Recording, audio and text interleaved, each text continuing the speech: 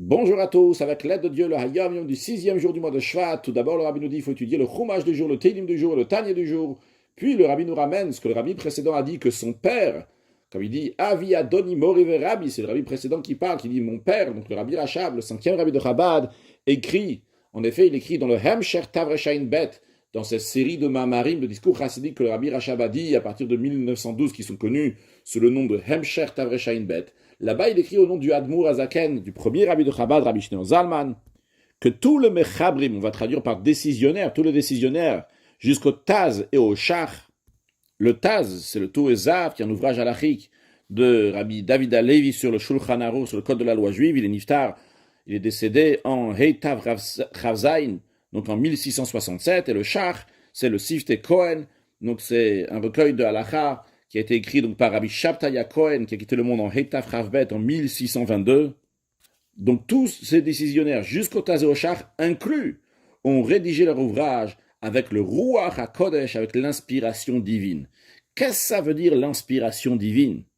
Eh bien, le Rabbi Rachab amène le Korban HaEda. Le Korban HaEda, c'est un commentaire sur le Talmud Yerushalmi.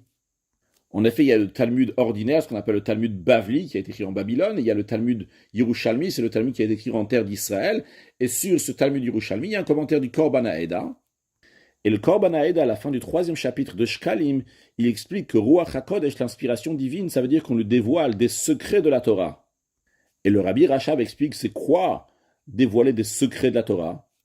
C'est un dévoilement qui vient de Chorma. Chorma qui est le premier des attributs divins. Il y a 10 attributs divins, donc Chorma c'est le premier.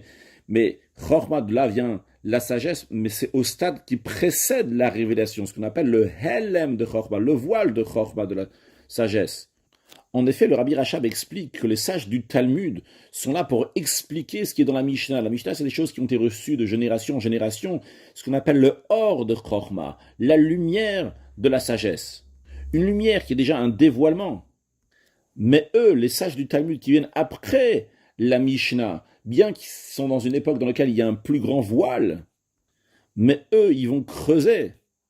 Et par cela, arriver pas seulement à la lumière de la Chorma, mais à l'essence de la sagesse, à sa source, donc au Helem de Chorma, donc le stade qui précède la révélation de Chorma. Donc on comprend quelle doit être notre approche lorsqu'on étudie les livres de Torah, même qu'ils ont été écrits donc par des décisionnaires, lorsqu'on sait que ce n'est pas juste un sujet intellectuel qu'ils sont en train de nous dire, mais c'est de l'inspiration divine, le Helem de Chorma, un très haut niveau dans la sagesse divine. Et à noter de l'écouter Lévi Yitzhak, que le Rabbi a ramené plusieurs fois, que son père, Rabbi Lévi Yitzhak, qui dit que tout ce qui est écrit dans les livres de Torah, évidemment des livres de Torah qui ont été écrits donc par des sages, par des tzadikim, qui ont étudié la Torah lishma, qui ont étudié la Torah purement pour Dieu, tout cela, c'est la parole de Dieu. Et il dit même quand il y a des contradictions, les deux, évidemment, sont des paroles de Dieu, à tel point même qu'on retrouve dans la Gemara qui dit quelque chose, et la Gemara, elle dit après ce que Ravashi a dit, c'est bedouta, c'est considéré une bêtise, ou beruta, c'est une notion extérieure qui ne rentre pas dans le contexte, eh bien ça aussi, ça a été dit par Dieu.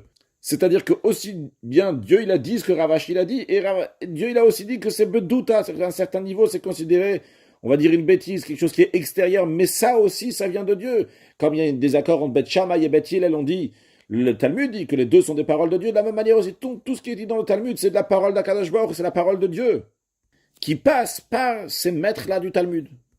Donc encore une fois, je souligne qu'on comprend comment doit être notre approche, avec quelle sainteté doit être notre approche lorsqu'on va étudier tous les sujets de la Torah, que Dieu fasse que très prochainement, nous allons avoir une nouvelle dimension de Torah qui va se dévoiler avec la venue de Mashiach, now, un excellent Yom.